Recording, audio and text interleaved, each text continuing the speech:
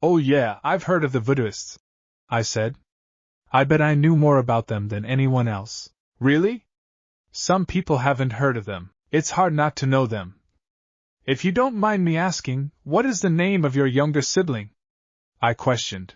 Young Yuna. They're a year younger than me. How long have they been missing? Around 8 or 9 months? I'm not too sure. At this point, I just hope they're alive. Young Ina answered with a strained voice. Talking about her siblings seemed to take a lot out of her. I've heard rumors that most of the kidnappings are done by the Voodooists, Young Ina said. You should be careful as well. Yeah. You're right. I should be careful, I replied. Young Ina spoke ill about the Voodooists and the different kidnapping incidents. I played along, and before I knew it, we were in front of my house. See you tomorrow? Young Ina waved goodbye. I smiled in return and stepped into my house. I couldn't feel my arms or legs. I plopped on my bed and drew my blanket up to my chin. I wanted to take a nap, but I just couldn't sleep. Legba was uncharacteristically quiet that day. So their name is Young Yuna, and they're 16, right? Yup. Nope, I can't find them anywhere. I headed straight to the underground chapel after a simple dinner. I had asked my uncle Lee Jin-sung to see if we had a member named Young Yuna. My uncle shook his head. I think that it's a groundless accusation. Even if we've been branded as a cult by the public, we haven't resorted to means like kidnapping, right? I know you're right, but don't worry about it so much.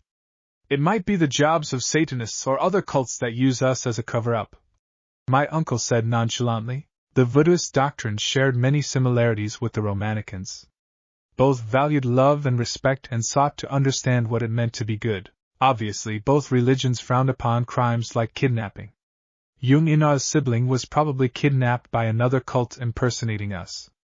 No, it had to be imposters. I tried to think of it that way, but I couldn't help feeling pangs of guilt and malaise at the back of my mind. Lee Jin-sung is right. There's no need to worry about it. Even if our cult did play a role in kidnapping her sibling, it's not your fault. Of course it's my fault. I'm the cult leader. That's a sound argument. Legba's pointless answer made me drop my head. My chest tightened, and my shoulders felt heavy. If our cult played a part in the kidnapping of Young Ina's sibling, then I was accountable since I was the cult leader. Hey Sunwoo, are you free this Saturday? It was my uncle that had cut through the rambling thoughts inside my head. Saturday? Sure, I'm free. What's up? We got a request for help. Should we take it or not? Request? From whom? My uncle took a better look at his phone. It's DPB's corporate chairman. DPB? DPB was a company that sold and manufactured holy artifacts. It was not an exaggeration to say that 80% of the holy artifacts used in Korea were created and distributed by DPB. Their market cap was valued at around 10 quadrillion won. What does their chairman want to do with us? I asked. His wife's got an incurable disease, then he should go to a priest. The priest couldn't do anything to improve her state. He even went to soothsayers and fortune-tellers, but they couldn't help her either. He's desperate, and we're his last resort. It was illegal to go to a soothsayer or a fortune-teller in an attempt to see the future. If a chairman of such a big company resorted to such illegal means, it probably meant that the situation was dire, and he was extremely desperate. Take it. You've been saying how you're running low on funds. There weren't a lot of Voodooists, so it was impossible to keep the cult running with just the offerings from the members.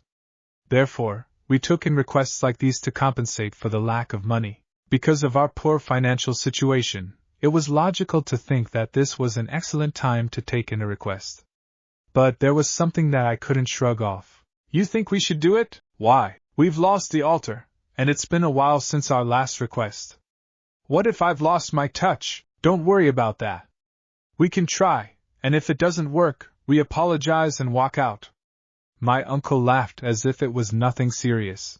Our numbers and offerings have been decreasing, and our finances are in bad shape. We have to take in these requests. So are you up for it or not?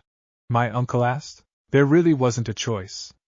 The cult would collapse if I didn't take in requests like these. I'll do it.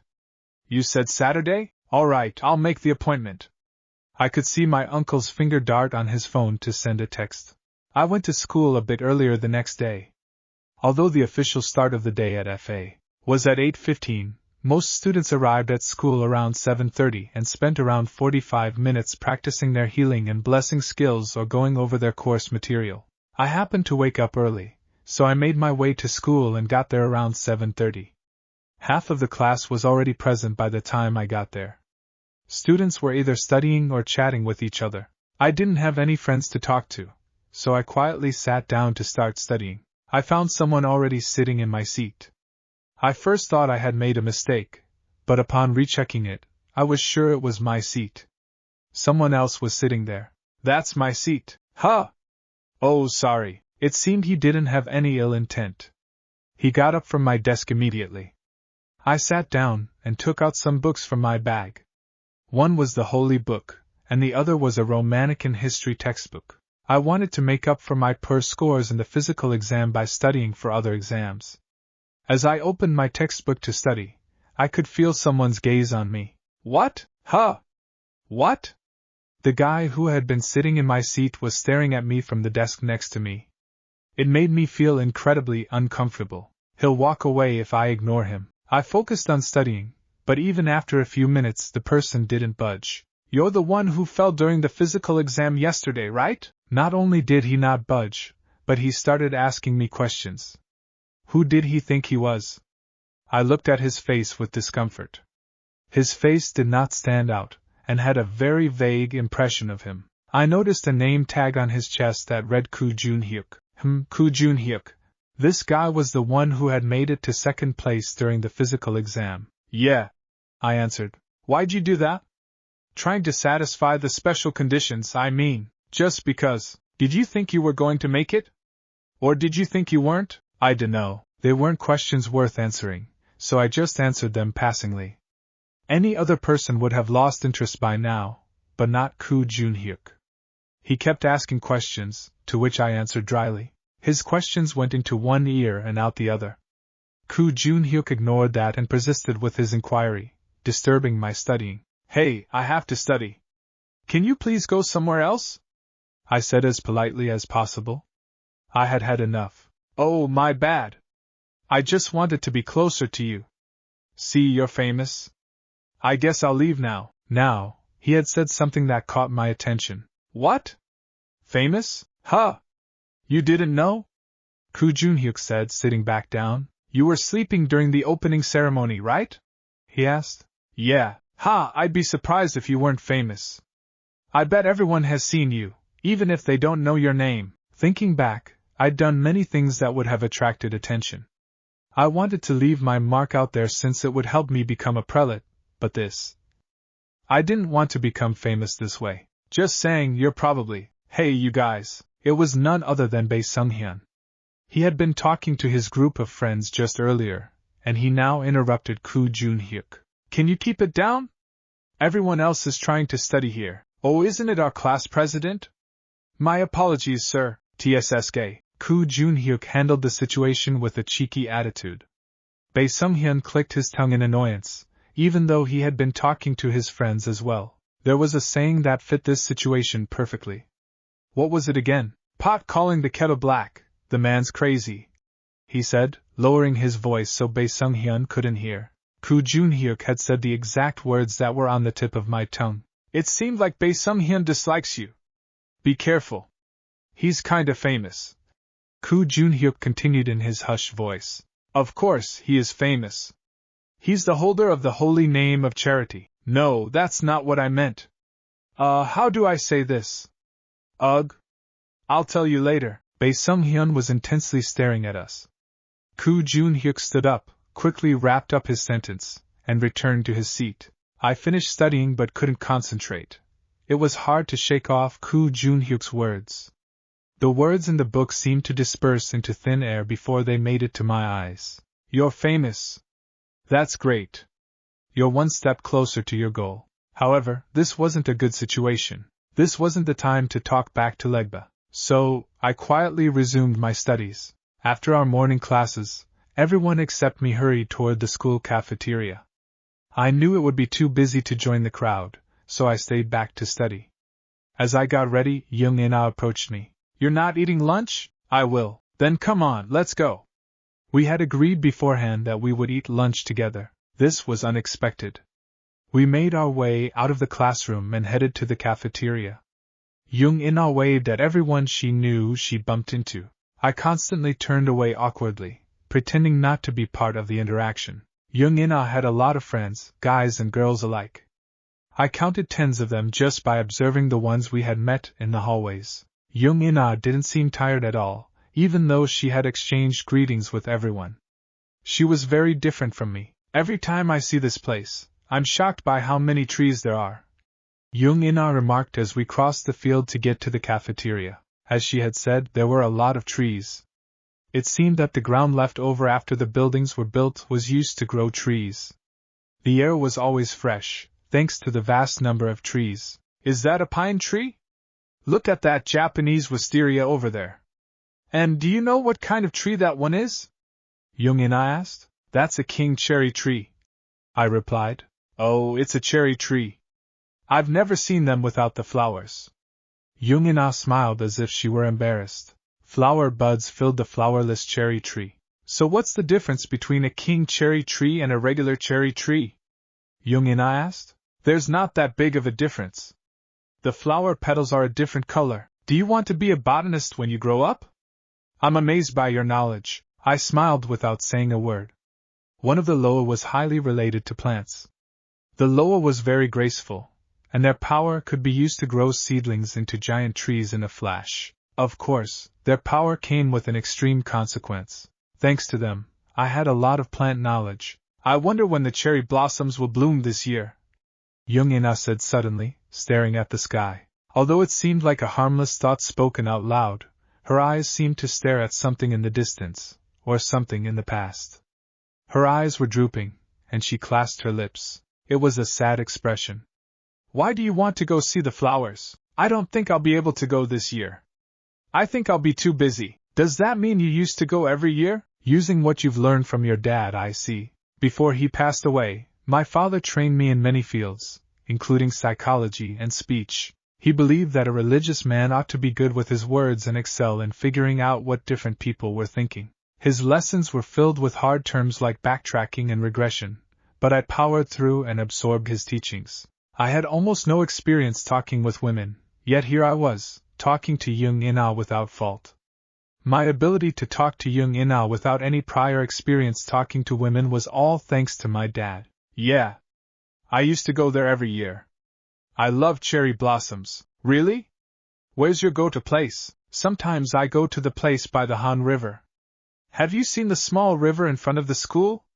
The walkway next to it is good too. I responded appropriately and sometimes dropped a few questions to further the conversation. As we continued talking, Jung In-ah's sad face lit up, and her sadness was less visible. I continued using the conversation skills I had learned from my father. You must have gone there last year as well. Last year? Yeah, I went with my sibling. Back then, they were still with me. Alas, her face suddenly turned dark. She still had a smile, but it was clearly forced. I'm sorry. I had used my father's techniques to lighten the mood, but it seemed that I had just made matters worse. There's no need to be sorry.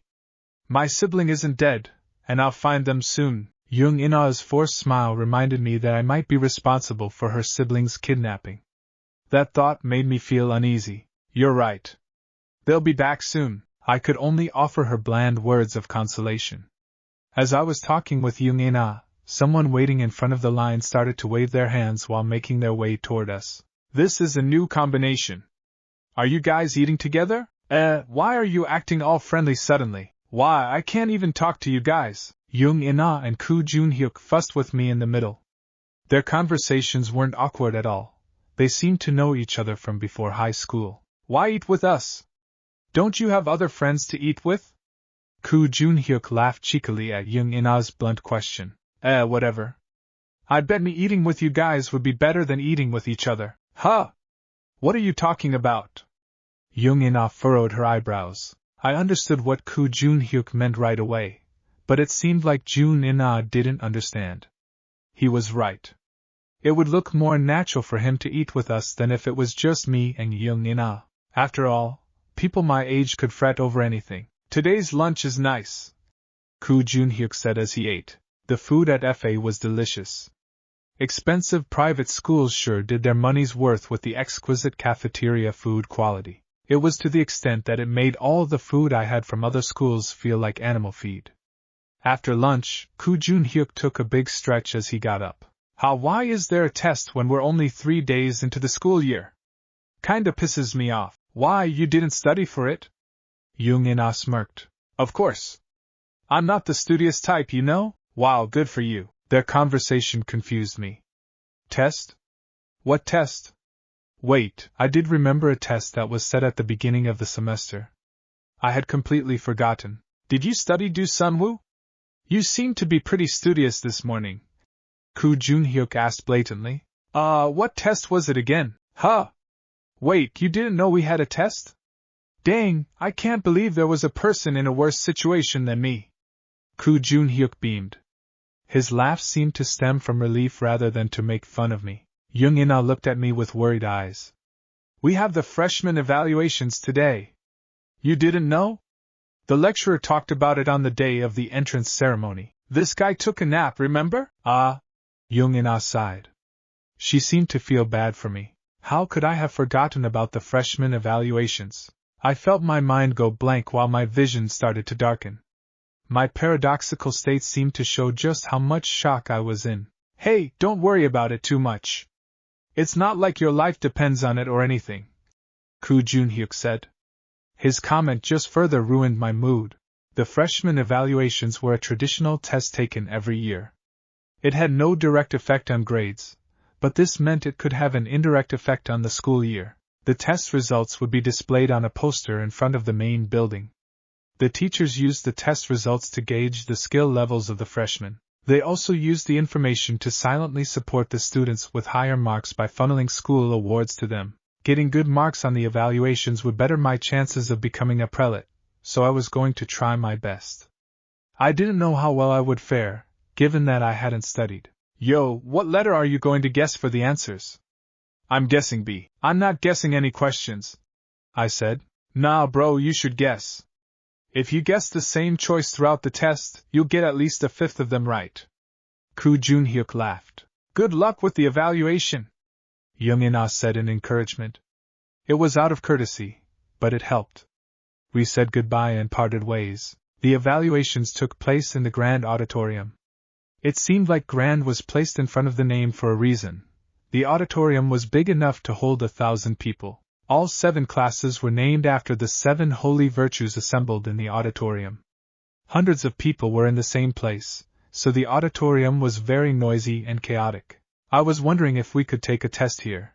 Out of the many desks stretched along the auditorium, I found the desk that had my number and name. There were still 5 minutes before the test, and I used that time to make sure I had all my stationery and to cram in some last-minute studying.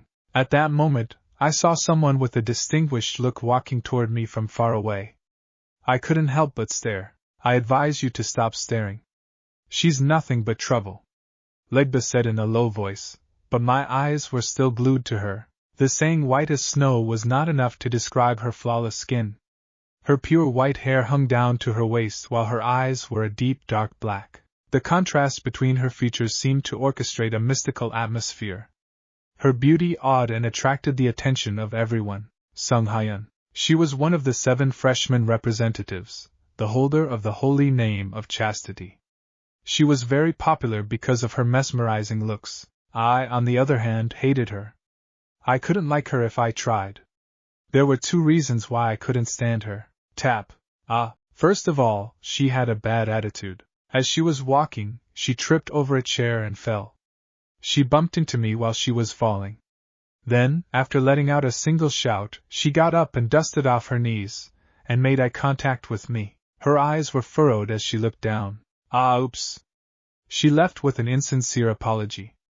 Her disgust looked as if she didn't want to spend even a second with the likes of me. She was diagnosed with albinism. Maybe it was because of her illness, but she had a severe case of misophobia and a very cold-hearted attitude. She also hated talking to men. Secondly, her dad was an inquisitor. An inquisitor was a cardinal-level clergyman, a high prelate everyone revered. Sung Hyun grew up under her inquisitor father without wanting for anything. What was important was that her father was the person that was responsible for my parents' death.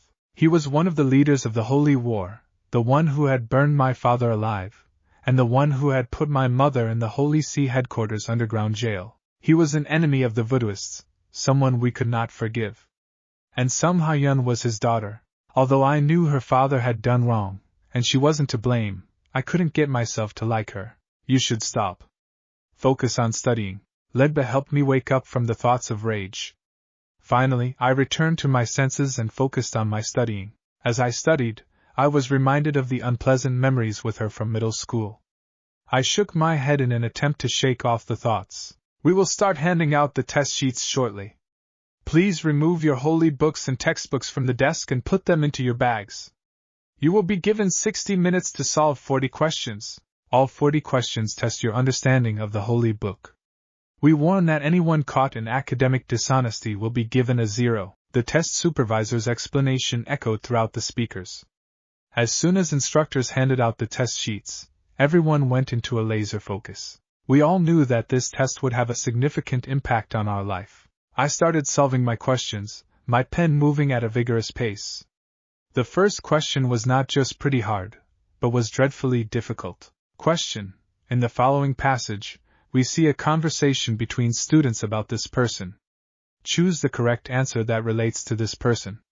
However, one of the students is telling a lie. Jia Young. He was born as a Nazarite and became a judge. Naru. He did not have a good relationship with the Philistines, but he fell in love with a Philistine woman. Dejun. He made a boat out of fur and saved the people from the flood. It was a nerve-cringingly tricky question. On most tests, the first question would be an easy problem that could be solved with common sense, but not an FA. I tried to harness my shaken mind and continued to solve the questions. Finally, after 4 minutes of intense thinking, I concluded that the answer was B. KHMMOD ARC D. I changed my answer to D. Legba was well versed in the study of history and religious studies.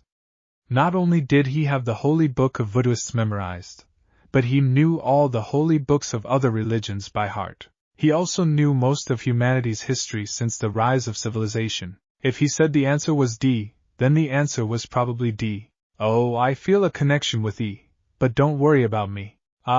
Choice C. Oh my, what a weird sneeze. I solved all the questions till number 30 with Legba's aid.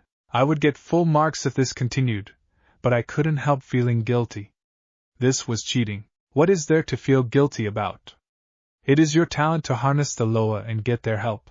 Legba tried to ease my guilt, but I couldn't shake off the feeling. With an uncomfortable feeling in my gut, I diverted my attention to the question 31 on my test sheet. Question 31. 7 years ago, there was a holy war between the Voodooists and the Romanicans. Select the following that is not true. The difficulty of the questions had dropped from the ones from before. Questions 1 through 30 required high levels of memorization and critical thinking, but the questions from number 31 onward were so easy that anyone who could read could get it right. To be more precise, anyone who thought like a Romanican could solve the questions with ease. In other words, the questions were hard to solve for someone with a Voodooist philosophy like Legba. Why is the answer D? That needs a sound argument to back it up. No. The Voodooists did not kill that person. The accident was tampered by the Holy See to look that way. The answer is B. Why on earth would you select C as the answer? Legba sounded exasperated. I ignored their clamor and resumed solving the questions while thinking like a Romanican. I felt uneasy solving questions obviously filled with information that favored the Romanicans, but this was not the time to argue about these things. The next day, the evaluation results were displayed in front of the main building. All 700 freshmen came over to check their exam marks. Students were sitting on dirt, dismayed by their scores, and some headed to the school staff to complain about their results. All the teachers tried to calm the uproar, but it was impossible to control all 700 students at once. Unfortunately, a student put an end to the chaos. Hyun, did you do well on the test? I would have gotten everything right because I knew everything. It was like seeing the miracle of Moses. The sea of students parted as Sung Hyun crossed the crowd. Sung Hyun walked through the paved path with a pompous and elegant attitude that seemed to be engraved in her. That's the Inquisitor's daughter, right? The one who's part of the House of Purification. Yeah, she placed first in the written entrance exam. The students were gossiping about Sung Hyun. They whispered about the stories of her father, her bloodline, and her scores. Some people looked up to her while some people were jealous of her. However, if there was one thing that these people shared, it was the fact that Sung Hyun had no interest in any of them. The only thing she was interested in was the results of her evaluation. Sung Hyun's face seemed stiff as soon as she saw her marks on the poster. Sung Hyun, 195.8/200. She thought she had gotten a perfect score. However, she had gotten one question wrong. Whoa, you only got one question wrong? Wow, that's amazing. I thought I had gotten all of them right. That's a shame. Regardless, doesn't this mean you're in the first place? What are your secrets to studying? Sung Hyun's friends were fangirling. Although she seemed ashamed of her score, 195.8 points were more than enough to secure first place. I just tried a bit more than most, she said casually to her friends asking for study tips.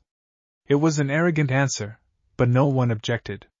Sung Hyun could back up her arrogance with results. However, Sung Hyun's face suddenly turned to stone. Second place, Sung Hyun. She was not in first place, but rather second place. First place, Do Sunwoo. She thought she was obviously going to get first place, but there was a name she had never heard before. Do Sunwoo?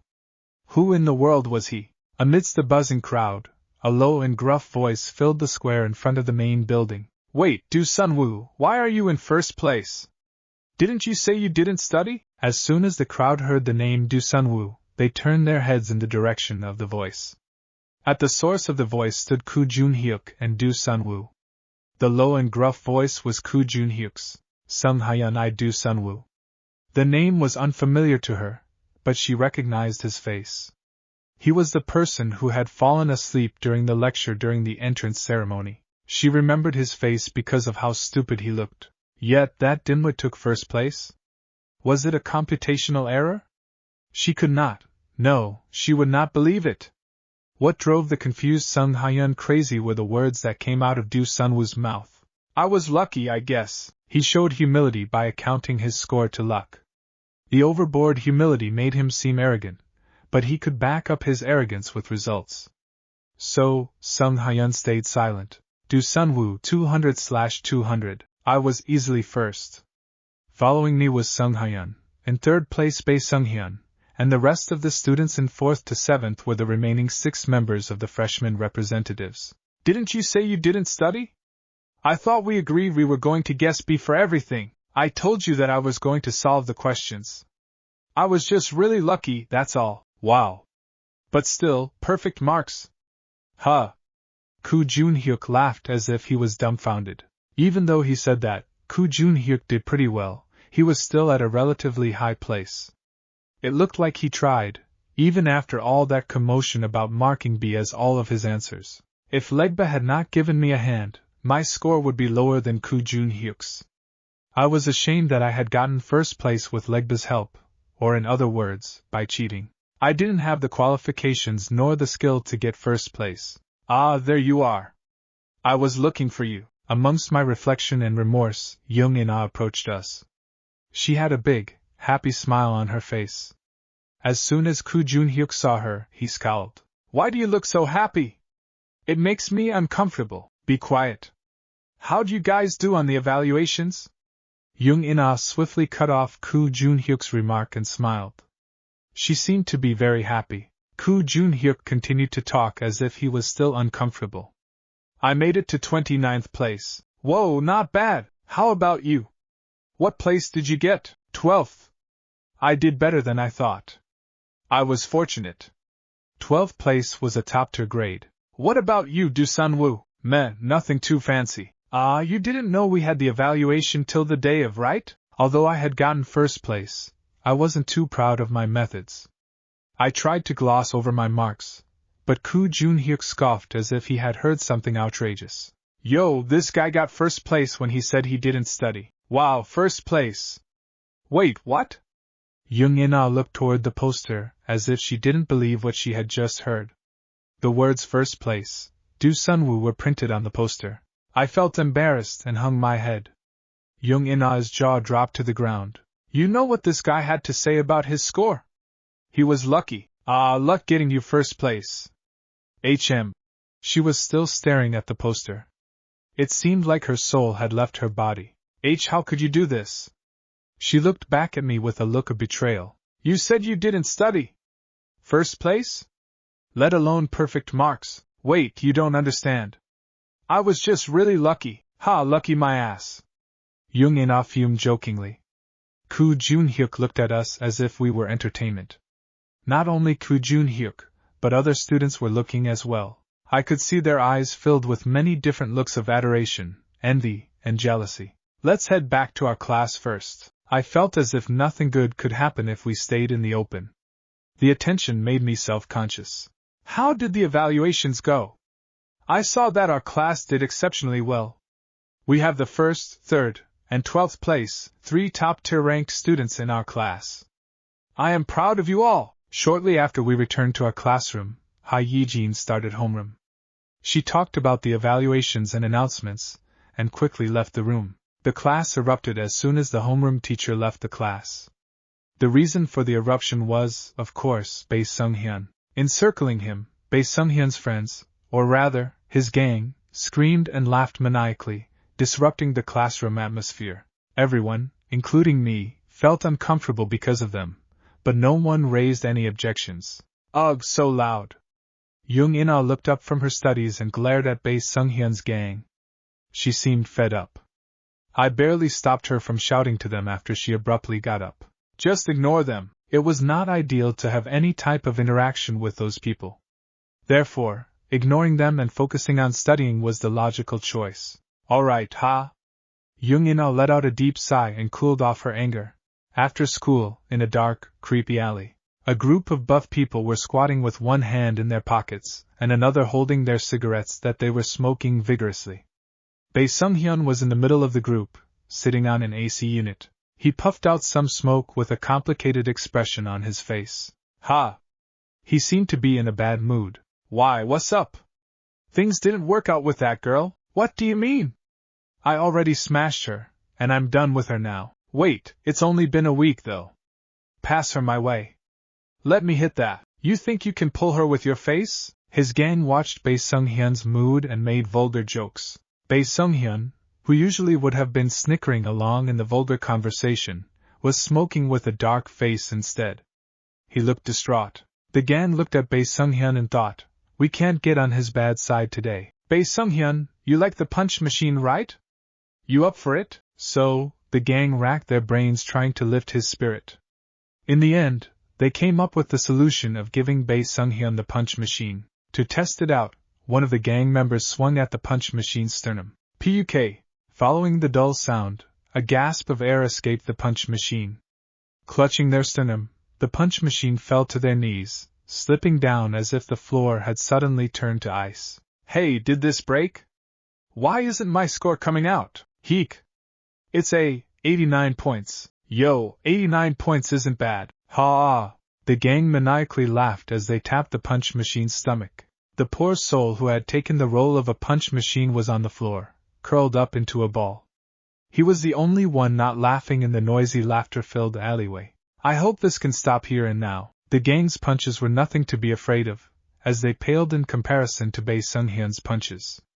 Bae Sung-hyun was the problem.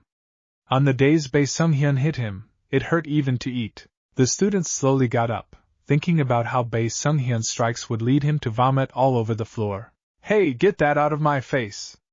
I'm not in the mood today! Hearing Bae Sung-hyun's statement, the student's face lit up. It seemed Bae Sung-hyun's mood was low enough not to want to hit the punch machine. This was great news. Oh, if only it was like this every day. As that thought passed the student's head, Bae Sung-hyun abruptly got up from the air conditioning unit. I am sorry. The student apologized reflexively. However, Bae Sung-hyun didn't seem to care. Bae Sung-hyun's eyes were glued beyond the alleyway to the 3 students walking past with FA uniforms. Hey, you guys! Come here! Bae Sung-hyun called the students over with a cold and sinister smile. Do Sun-woo, Young In-ah, and Koo Jun-hyuk, who had been walking back home, hesitantly made their way into the smoke-filled alleyway. Young In-ah started coughing because of the cigarette smoke. Bae Sung-hyun grinned as he saw them. He had one of those fake, hypocritical smiles that would make one gag just by looking. You guys are from my class, right? Yeah. What do you want? Young In-ah pinched her nose with her fingers. Her voice was muffled and nasally as it escaped her pinched nose. Koo Jun-hyuk glared at Bae Sung-hyun as he cautiously looked him up and down. Do Sun-woo was just watching the interaction, standing silent as if he had nothing to do with it. Bae Sung-hyun stuck his hand out for a handshake to the group of friends. To be exact, he offered his hand to Do Sun-woo. Do Sun-woo, right?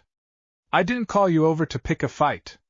I just wanted to get to know you better. Bae Sung-hyun's favorite saying as a successful businessman's son was keep your friends close but your enemies closer. Do Sun-woo had the potential to pose a threat to his position eventually.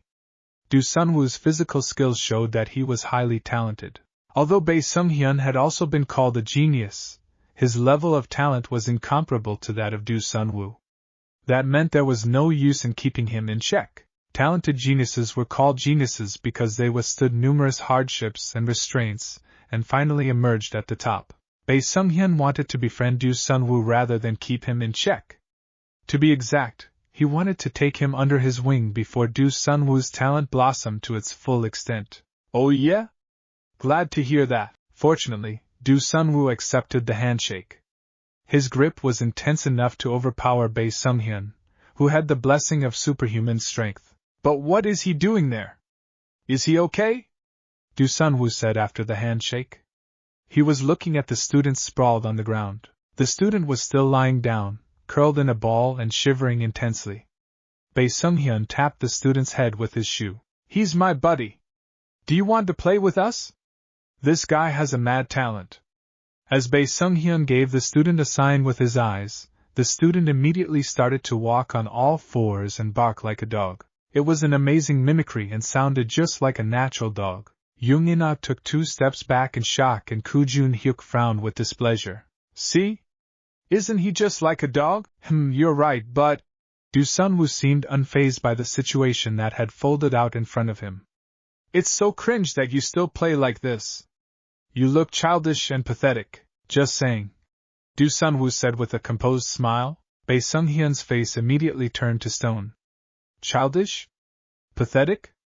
Me? Bae Sung-hyun tried to smile, but his lips only quivered in the attempt. Then, noticing the change in his expression, Bae Sung-hyun's gang started to approach Do Sun-woo with flared posture and menace. Pathetic? Are you crazy? This guy is fucking trying to save face in front of his girl. It seemed a fight was inevitable. Yet, even in this volatile state, Do Sun-woo's calm smile never left his face. That's enough. Bae Sung-hyun stopped the fight. Even if I could take on Koo Jun-hyuk, I can't deal with Do Sun-woo. Just by his handshake earlier, he could still feel his hand throbbing from shaking Do Sun-woo's hand. On top of that, Do Sun-woo's smile meant he was confident in winning if a fight ever broke out. I'm sorry we stopped you guys on your way back home. I'll see you at school. I'm glad you realized your mistake. Oh, by the way, you know smoking is bad for you, right? Of course. I'm going to quit. Do Sun-woo drove Bae Sung-hyun crazy with his pure, innocent face. The fact that the comment sounded genuine added fuel to Bae Sung-hyun's anger and frustration. As the three left the alleyway, Bae Sung-hyun's gang approached him. Who are those kids? Who are they calling childish? Fuck them for getting on my nerves. What are they even on? They look so weak. I could knock them all out. Bae Sung-hyun had been quietly listening to his gang talk until the vein on his forehead was twisting and bulging. Shut up. As Bae Sung-hyun spoke, the gang fell silent. Finally, Bae Sung-hyun let out a big sigh. Ha! I want to kill that motherfucker. Not only had he intimidated Bae Sung-hyun during the physical exam, but he had gotten first place during evaluations and showed a sense of justice and caring for others.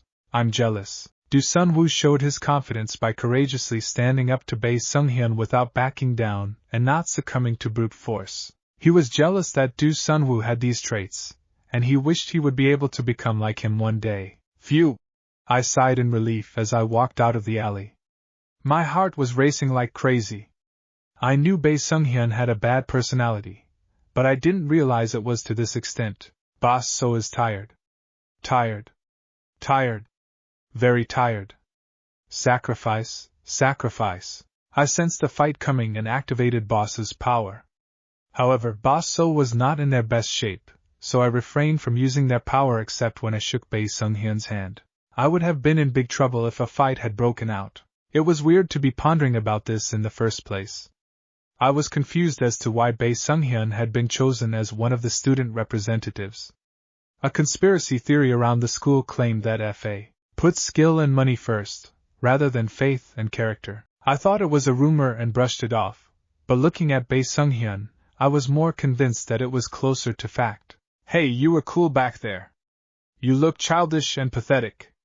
Whoa, I get chills from that line. Hey, don't copy me. Wow, don't copy me? Even that's cool. Koo Jun-hyuk was making fun of me by copying what I was saying. He would not stop even when I asked him to. Eventually, I gave up. While we were monkeying around, Young In-ah's head hung low as if she was pondering about something. Young In-ah, oh. Huh? Yeah? She looked up, startled by my calling her name. What are you thinking about? Oh, it's nothing. Remember the student lying on the ground? I was just worried for him. It seemed like she was thinking about the student that Bae Sung-hyun and his gang were bullying. She looked guilty that she hadn't been able to save him. I bet he would have been hit more if we had tried to help him. It's important not to do anything in situations like these, Koo Jun-hyuk said as he continued miming my speech. It was a surprisingly sound argument, considering it came from Koo Jun-hyuk. You're right. We could hear the slight bitterness in Young In-ah's response. After a few moments, we reached Young In-ah's place. Her house had multiple floors, an attic, and a front yard. Although she seemed unsatisfied with her house, it was much better than my shabby house. See you tomorrow! Young In-ah walked into her house and said goodbye. Koo Jun-hyuk and I made small talk as we walked. Finally, after 5 minutes, we arrived in front of my villa. Right before I went inside, a question popped into my head. Koo Jun-hyuk, yeah? Where do you live? Koo Jun-hyuk scratched his head as if he had been asked a difficult question. Somewhere nearby. He smiled awkwardly. He must have his reasons that he finds hard to discuss. After all, everyone has their own secrets, like me. I walked to my house, shrugging off the thought. After a few uneventful days, the weekend arrived. The morning of the weekend almost tasted sweet. Warm sunlight gleamed through the window, and the breeze was refreshing. It was a great day to go on a date. That is, if I had a girlfriend. Just saying. Anyway, I woke up at around 9 and headed out of my room with my mask and clothes. Uncle Lee Jin-sung's car was parked in front of my house. Beep beep. My uncle honked as I drew closer as if to greet me. I jumped in the shotgun seat and fastened my seatbelt. My uncle was inputting directions into the navigation when he suddenly asked, Hey, did you bring it? My uncle had been using the word it to describe almost everything recently. His age might be getting there. What do you mean by it? You know oh. The mask. You got it? Ah, yeah? It's in my bag. I tapped on my bag with my fingers. A slightly dry clatter came from my bag. Okay, let's go. Driving was one of the many talents that my uncle had. I stared through the car window at the constantly changing scenery outside. I was nervous. There is nothing to be nervous about. Have faith in me. Legba's voice brimmed with confidence. Sure. Even Legba's confident words couldn't help calm my nerves. We were heading to a DBP-affiliated hospital to wake up the DBP chairman's wife, who was in a coma. I wasn't sure if I could complete my job as the lowest power was significantly lower with the altar gone. I see that your phone's constantly ringing. Is it a friend? My uncle snuck in a question as he was driving. I looked at the stacked, unread messages. There were a few messages from Young In-ah, some from Koo Jun-hyuk, and several spam messages. Yup. Friends. Some of the messages had been from Koo Jun-hyuk and Young In-ah, so I explained that they were friends. Sounds like you've adjusted pretty well, making friends already. How are they? They're both kind. Maybe it's because we're at a clergy academy, yeah? So I'm guessing nothing is going on in school that I should be concerned about. Back in my day, We had a lot of bullying. But maybe I'm worrying too much. After all, you are an FA. Bae Sung-hyun popped up in my head, but I chose not to bring him up. Oh, uncle? Yeah, what's up? Didn't you say you invested some stocks in DBP? My uncle pondered a bit with his hands on the steering wheel. Yeah. I bought them some time ago. They are a blue-chip stock after all. Sell all of that in a week. Huh? Why? I have a feeling they're going to depreciate soon. My uncle tilted his head in response. Why? Is there a reason? There is, but for the most part, it's just a feeling I have. Who invests with their gut? I'm going to pretend I didn't hear that. My advice went through one of my uncle's ears and out the other. I wasn't going to pressure him to sell his shares if he didn't want to. It would be his loss, after all. I turned my attention to the window to observe the world passing by. I closed my eyes briefly, and before I knew it, our car had arrived at our destination. The DBP hospital building, or the hospital officially associated with DBP, stood tall in the middle of the city. We got out of our car and got on the special VIP elevator. I took out my mask from my bag and put it on. Ding! The elevator opened on the top floor with a clear sound. As the doors opened, two towering men stood before our paths as if they had been expecting us. Names, please. Please tell the chairman that Kim Sung-jin has come to see him. Please wait for a moment. The two men swiftly disappeared and reappeared seconds later. My apologies. Please follow us. The giants led us down the hallway. We followed them closely and passed by posh aquariums and flower pots before finally arriving in front of a room. The room wretched of the characteristic smell of disinfectants, and the lights were dimly lit and dull.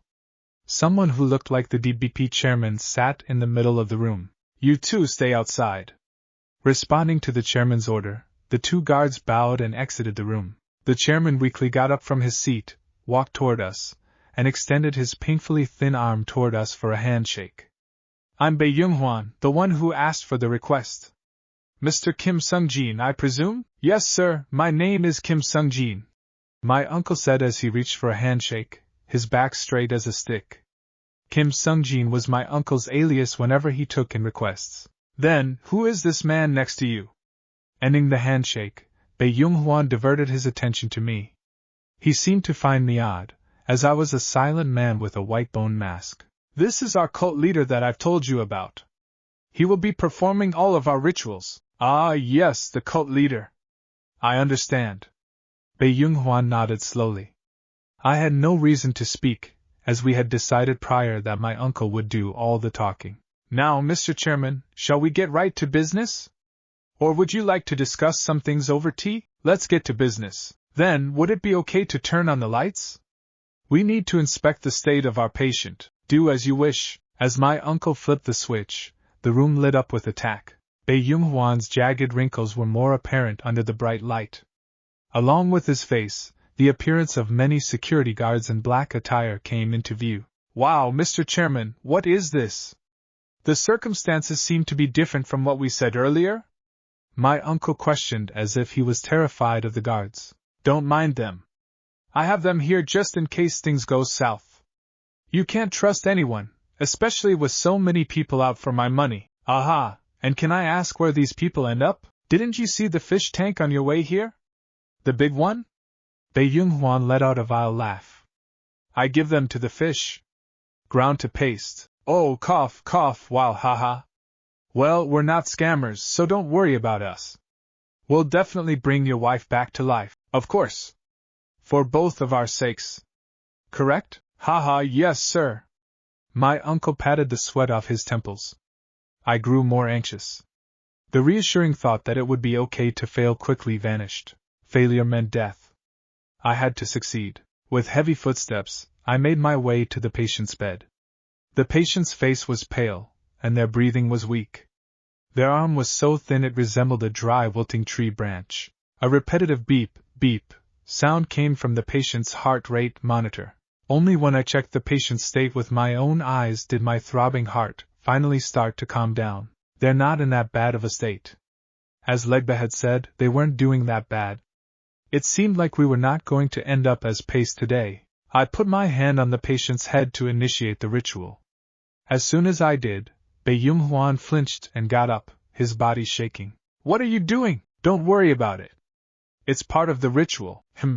Bae Young-hwan chewed on his lips in what seemed like anxiety. He still didn't seem to have much faith in us. I ignored Bae Young-hwan and channeled all my attention toward performing the ritual. I released my voodoo magic into the air, drawing 5 arrays. Legba's voice boomed inside my head. I wasn't entirely sure about what they were saying, but their sentence seemed to contain words about life and death. Moments later, Legba's chanting started to speed up. Soul, afterlife, resurrection, circulation.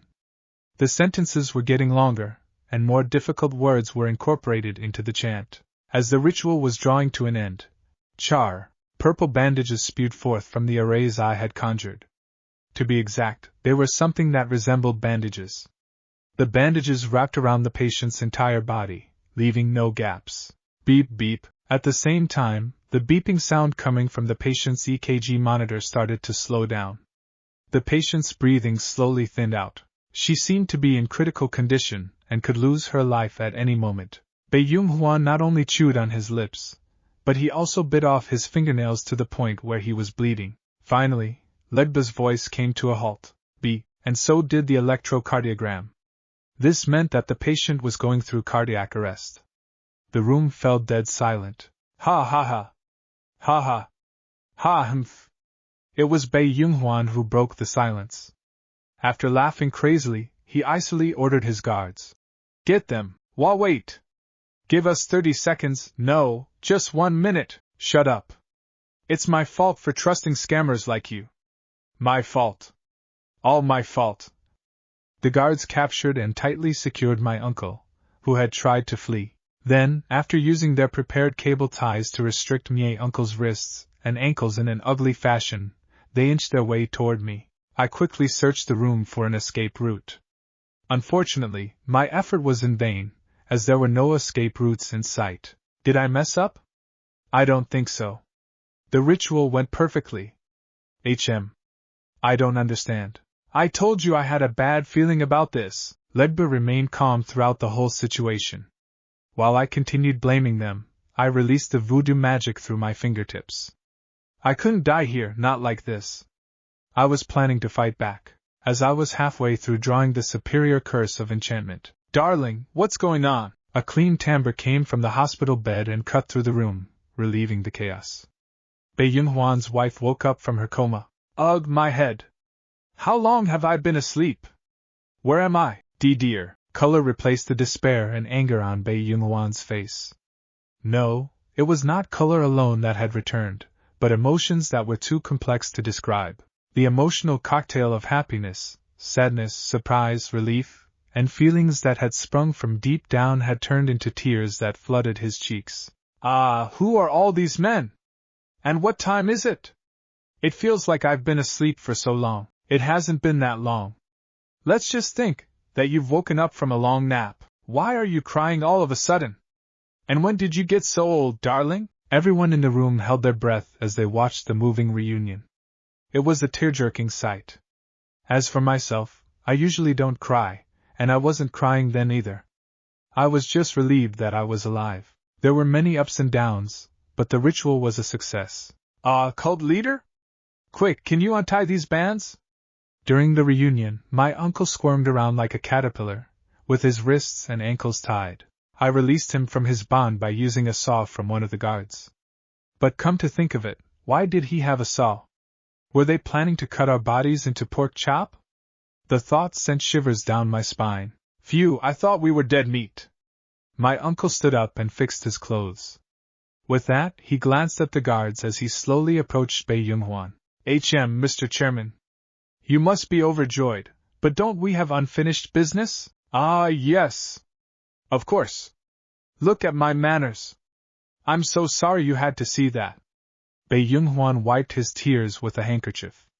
His mannerism had changed. He now treated us with the utmost respect even though he had looked down on us earlier. Bae Young-hwan quickly wrapped up his emotional reunion with his wife and escorted us to a guest room, constantly bowing down and expressing his gratitude.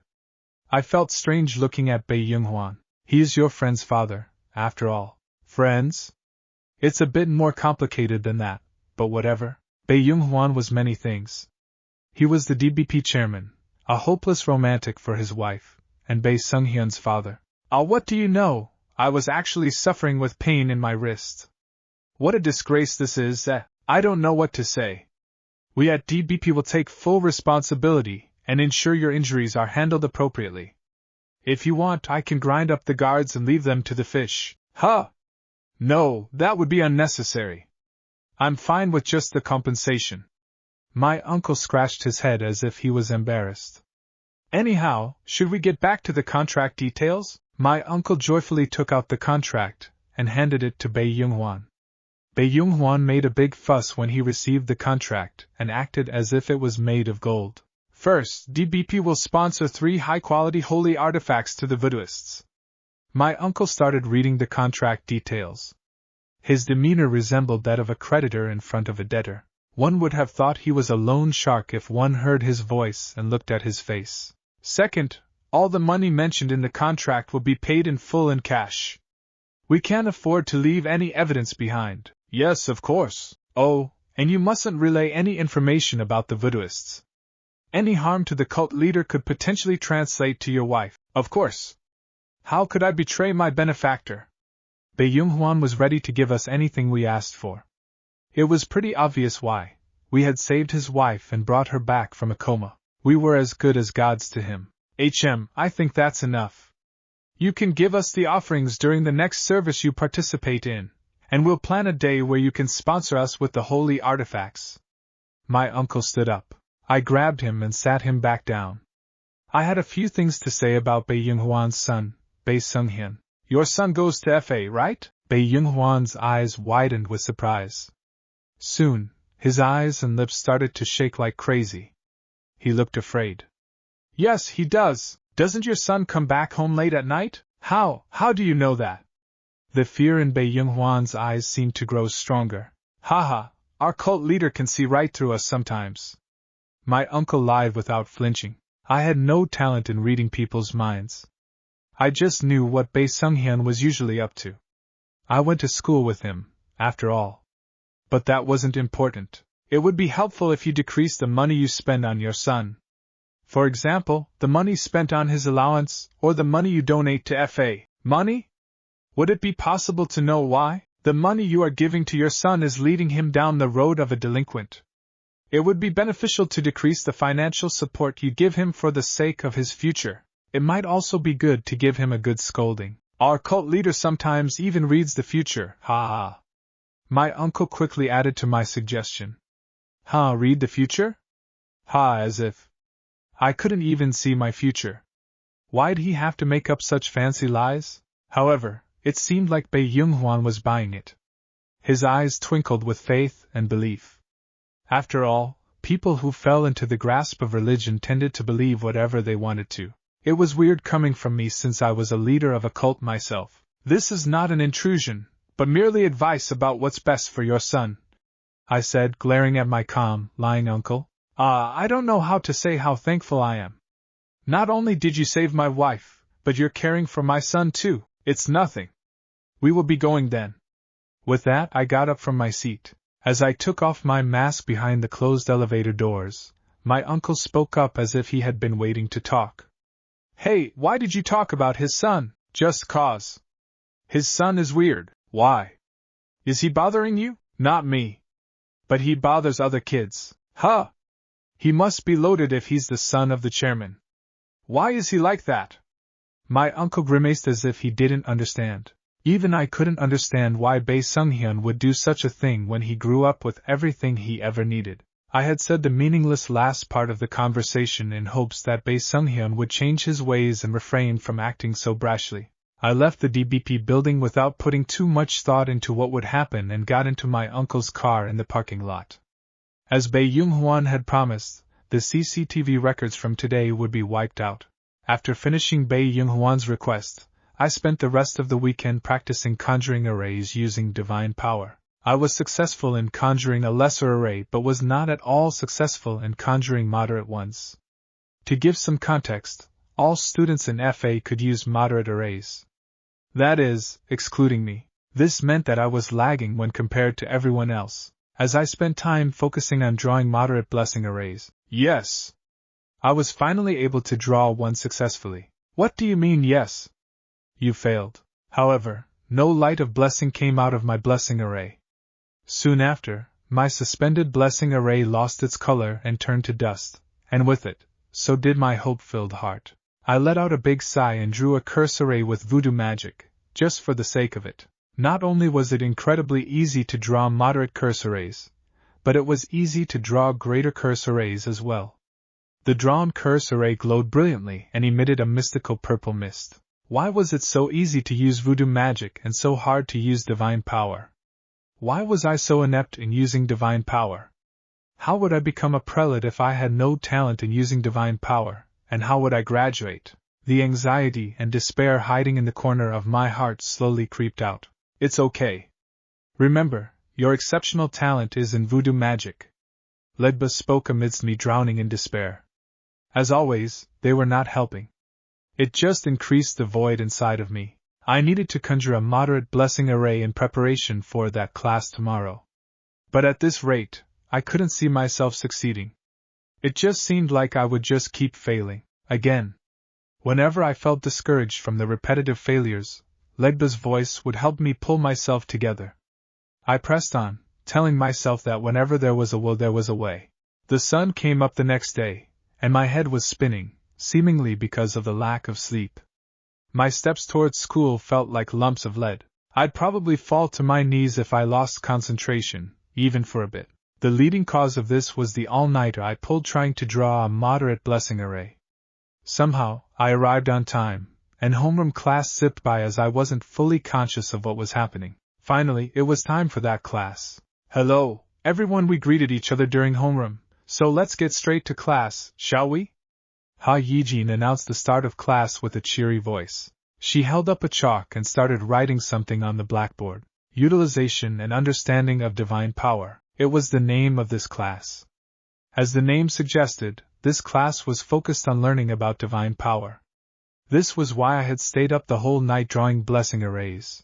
It's our first class together. Anyway, in this class, as everyone knows, we will learn about blessings and the 3 ways to utilize divine power. As she spoke, Ha Yijin expelled her divine power and drew 2 blessing arrays. Her divine power boasted a quality incomparable to that of a mere student. What was more impressive was that it took her less than 3 seconds to complete the 2 blessing arrays. FA teachers are on another level. I thought in admiration. I've just drawn 2 different blessing arrays. At first glance, the 2 arrays look alike. However, they are overtly different types of blessing arrays, especially fundamentally, Ha Yijin added to her explanation. Now, here's a question for you all. How can we distinguish one from the other? Can anyone explain? Ha Yijin looked around at the students with a beaming smile. Without exceptions, everyone avoided eye contact. A bleak silence filled the classroom. Just before Ha Yijin's face hardened with disappointment at the poor classroom participation, someone spoke up. I think I know the answer, someone said, raising their hand. Everyone looked at her with surprise. Yunina said with a slight smile. It looks like the cores of the blessings are a little different from each other. Would you be able to elaborate and give a more detailed and accurate explanation? Ha Yijin's face, almost hardened with disappointment, started to light up. To start with the shape of the core, one is spherical while the other is more elliptical. Man. Yes. Is there anything else? Yungina's face was noticeably red as she continued explaining.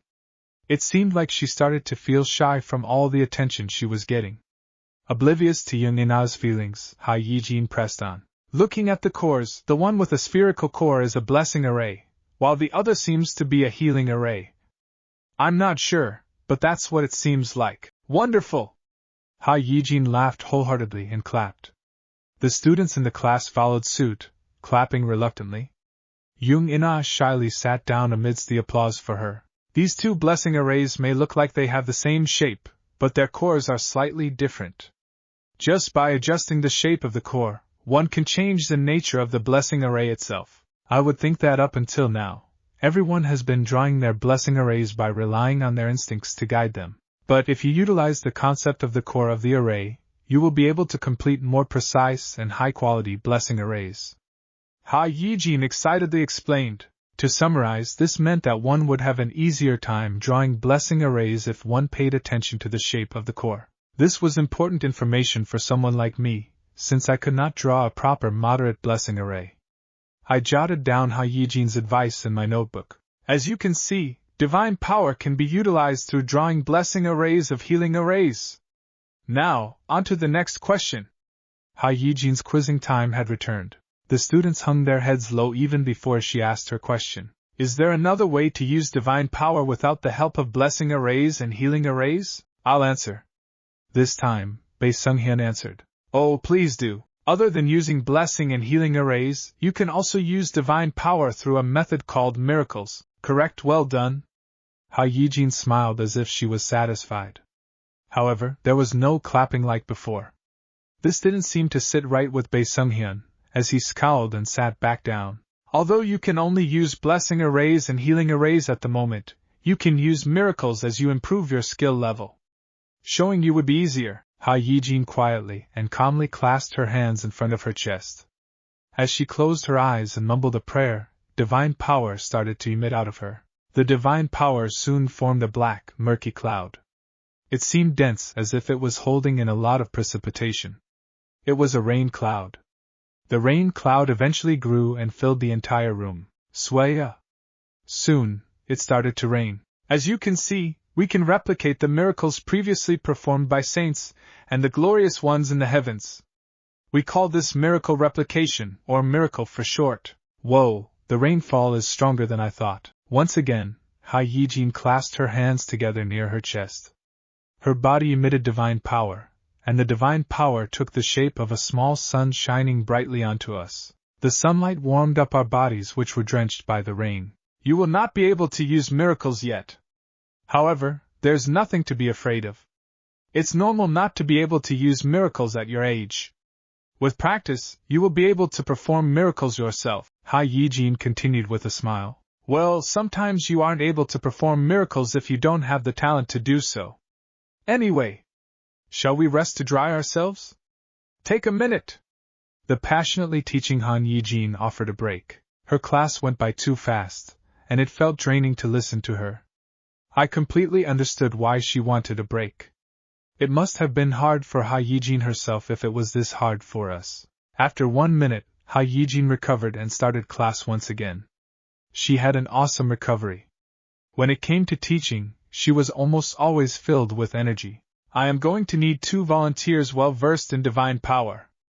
Who to pick? Ha Yijin scanned the class with sharp eyes. I looked outside the windows, pretending not to pay attention. I then looked up and locked eyes with her for a split second. Her eyes lit up. I had a bad feeling. It seems only fit that we have the 2 individuals with the highest grades in the evaluation, and my intuition never fails me. Do Sunwoo and Bae Sunghyun please join me in front of the class?